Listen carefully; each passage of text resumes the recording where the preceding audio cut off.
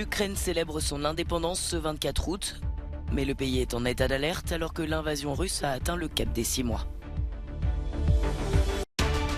En Italie, la candidate d'extrême droite Giorgia Meloni a lancé sa campagne pour les élections législatives. Elle pourrait devenir la future première ministre. Des drones pour transporter rapidement des tissus humains devant être analysés. Un premier vol d'essai concluant a eu lieu à l'hôpital d'Anvers en Belgique. À défaut des parades militaires et des feux d'artifice, cette année Kiev expose des chars russes brûlés pour sa fête de l'indépendance. Mais ce 24 août, la capitale ukrainienne est en état d'alerte. Les rassemblements publics sont interdits. Les autorités redoutent le pire alors que l'invasion russe a commencé il y a 6 mois, jour pour jour. Cette journée est l'occasion pour le président Volodymyr Zelensky de décerner des récompenses à ceux qui ont soutenu les troupes ukrainiennes. Il a cependant rappelé à la prudence car il craint des provocations cruelles de la part de Moscou.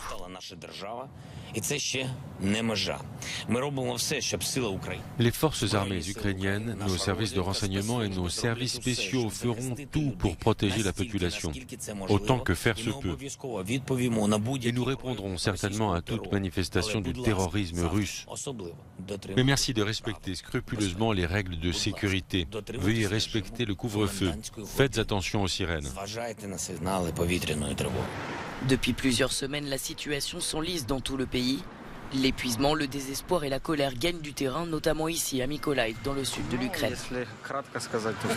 Je suis fatigué de tout ça. Je veux la paix et le calme.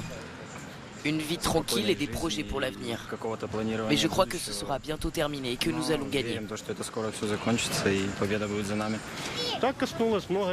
Beaucoup de gens que je connais se battent. Beaucoup sont déjà morts. Beaucoup sont soignés et ne retourneront pas sur la ligne de front parce qu'ils ont perdu leur père. C'est dur et effrayant. Dans la ville de Donetsk, les autorités russes ont fait état de 4 morts et plus de 10 blessés dans les derniers bombardements qui visaient un quartier général séparatiste. Kiev et Moscou se sont à nouveau mutuellement accusés mardi de mettre en péril la centrale nucléaire de Zaporijia lors d'une réunion du Conseil de sécurité de l'ONU convoquée par la Russie.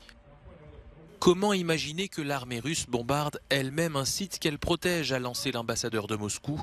Réponse de Kiev: personne ne peut imaginer que l'Ukraine puisse viser une centrale nucléaire en créant un risque de catastrophe sur son propre territoire. Le secrétariat général de l'ONU appelle à cesser toute activité militaire dans le secteur. L'installation ne doit pas être utilisée dans le cadre d'opérations militaires et il faut un accord sur un périmètre de sécurité pour démilitariser la zone. Malheureusement, malgré de nombreux appels, au lieu d'une désescalade, nous continuons à avoir des rapports presque quotidiens d'incidents alarmants impliquant la centrale. Les deux pays assurent être prêts à permettre l'accès d'une équipe d'inspecteurs de l'Agence internationale de l'énergie atomique sur le site. Les négociations sont en cours, d'après le directeur général de l'AIEA.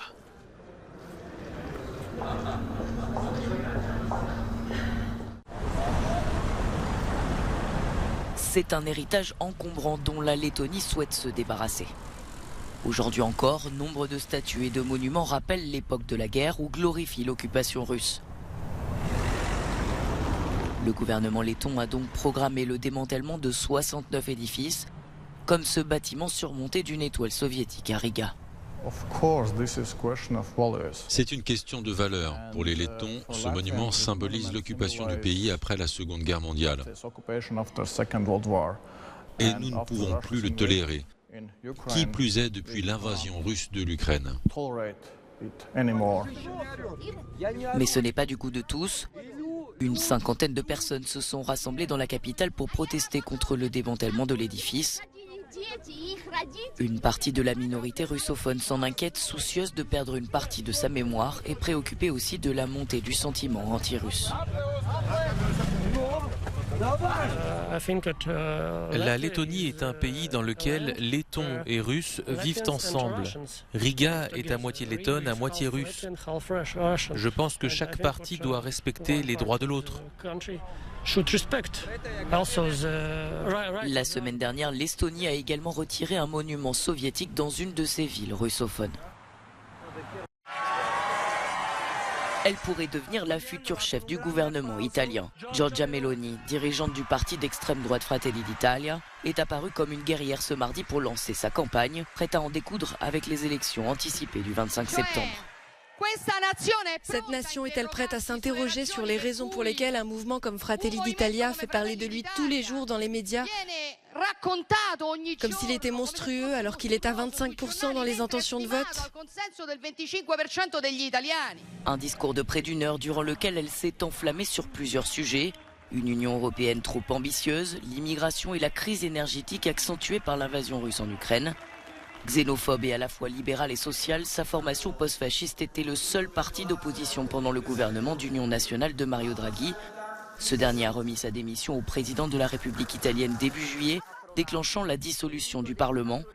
La majorité des sièges pourrait être remportée par le parti d'extrême droite lors des élections législatives face aux candidats du Parti démocrate ou du mouvement 5 étoiles, qui se présenteront certainement chacun de leur côté.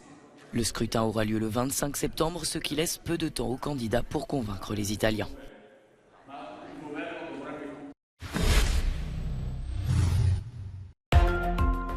L'ancien chef de la sécurité de Twitter affirme que le réseau social aurait menti sur sa lutte contre les faux comptes.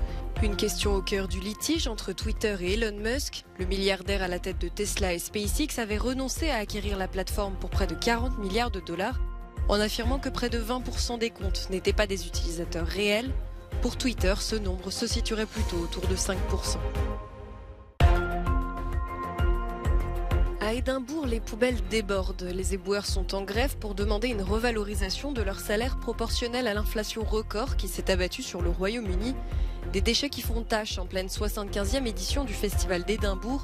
Les spectacles de théâtre, de musique et de danse dans les rues de la capitale écossaise attirent chaque année des spectateurs venus du monde entier. C'est une arrivée en grande pompe. Le cœur embaumé de Pierre Ier, premier empereur du Brésil, a été accueilli par Jair Bolsonaro à Brasilia ce mardi. La séquence fait partie des célébrations du bicentenaire de l'indépendance du Brésil, avec le royaume du Portugal, où l'urne est habituellement conservée. Le reliquaire sera rendu le 8 septembre. C'est une première en Europe. Ce drone, difficile à apercevoir dans le ciel, a décollé d'un hôpital de la ville d'Anvers en Belgique ce mardi, pour atterrir 4 minutes plus tard sur le toit d'un laboratoire à 800 mètres de distance. À l'intérieur, un flacon contenant des tissus humains qui doivent être analysés très rapidement, en plein milieu d'une opération chirurgicale, car potentiellement cancéreux. Le chirurgien attend encore les résultats. L'analyse au microscope va orienter le chirurgien pour qu'il prélève plus ou moins de tissu sur le patient. Donc il faut les résultats dans les 30 minutes après avoir extrait le tissu du patient. En temps normal, ces échantillons sont transportés par la route, notamment en taxi, avec le risque de tomber dans des embouteillages.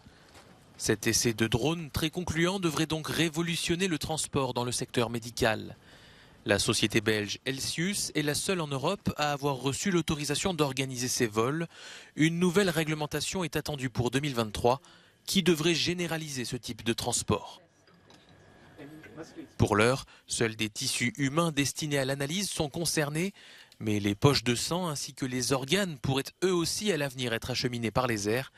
Mais cela nécessite des améliorations techniques, notamment en termes de conservation des organes.